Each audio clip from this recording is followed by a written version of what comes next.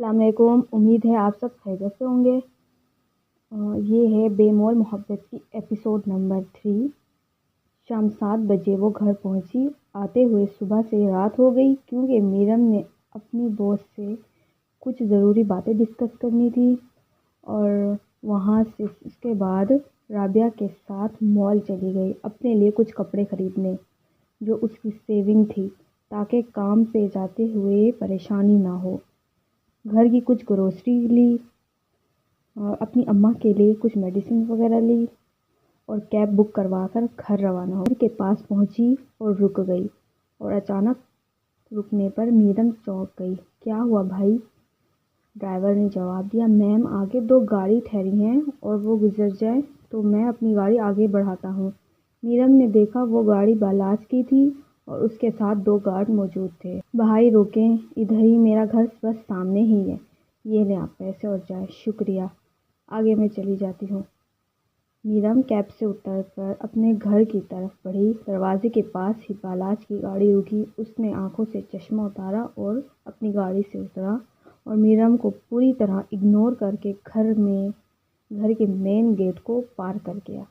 میرم کے دل میں دکھ کی ایک انجوش ہوئی۔ وہ بھی اپنے گھر کے اندر چلی گئی۔ بالاج کچھ قدم چلا اور مڑ کر دیکھا میرم گھر کے اندر چلی گئی تھی۔ اس کے بعد اس کے ماتھے میں بے شمار غصے کی لکیریں ابھری اور وہ اپنی کلائی میں بندھی گھڑی کی طرف دیکھا اور اندر کی طرف چلا گیا۔ میرم نے سارا سامان ڈائننگ ٹیبل پر رکھا اور اندر جانے لگی تو ناظرین بیگم کی آواز آئی، آئندہ کوشش کرنا گھر جلدی آ جاؤ اور یہ نوکری کرنے سے پہلے بالاج سے بھی اجازت لے لو، ویسے ہی جیسے انہوں نے مجھ سے اجازت لی کہ وہ دوسری شادی کر لیں۔ ناظرین نے کچھ نہیں بولا، ایک نظر اپنی بیٹی کی طرف دیکھا اور ویل چیئر گھسیٹ کر کمرے کی طرف چلی گئی۔ اسے اپنی ماں کے غصے سے دکھ ہوا۔ اماں کدھر ہیں آپ؟ وہ اپنی گھر کی ملازمہ کو آواز دینے لگی۔ جی بیٹا آ گئی، یہ امی کے روم میں رکھ دیں، کچھ میڈیسنز ہیں، باقی یہ گھر کا کچھ سامان لائی تھی، یہ بھی آپ رکھ لیں۔ ٹھیک ہے بیٹا، آپ کے لیے کھانا لگاؤں کہ نہیں؟ نہیں اماں، میں رابعہ کے ساتھ کھا کر آئی ہوں۔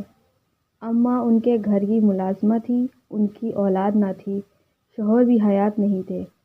جب سے میرم میٹرک میں تھی تب سے اماں ان کے ساتھ ہے۔ میرم کو اپنی بیٹی سمجھتی تھی اور میرم بھی انہیں اپنی ماں کا درجہ دیتی تھی۔ میں سنگل صوفے میں بیٹھی تھی، کھڑکی کھلی ہوئی تھی، اندر ٹھنڈی ہوائیں داخل ہو رہی تھی۔